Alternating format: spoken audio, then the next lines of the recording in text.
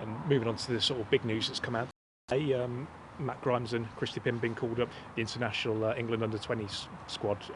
That's just fantastic news for Exeter club as a whole, isn't it? It's big news for the boys, big news for the club, big news for the area really, because it doesn't happen too often in Exeter. It's even if we have players with talent, we're often overlooked. So well done to the England setup, to Eddie Boothroyd for having considered our players.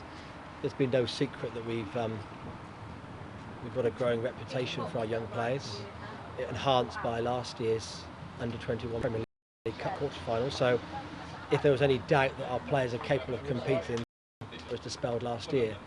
But we've got so a lot of young players coming through. A part of that is circumstance. Part of that is the will to give them the opportunity, and then lastly, but by no means least, they've got to achieve a level of performance which gets them selected, and they both have done that, so well done to them.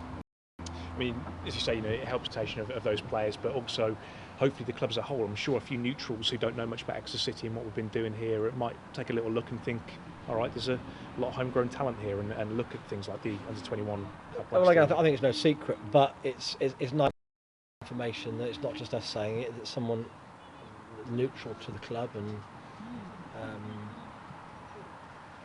not associated with the club actually making that decision and confirming that we have got talent here. It'd be very interesting to see how the boys cope in the surroundings, because your normal sort of players selected tend to be from the Premier League clubs, from under-21 teams, and this is a very different type of selection. Players who are playing league football week in, week out, the cut and thrust of competitive football. It'll be interesting to see how they fare. I think they'll do very well.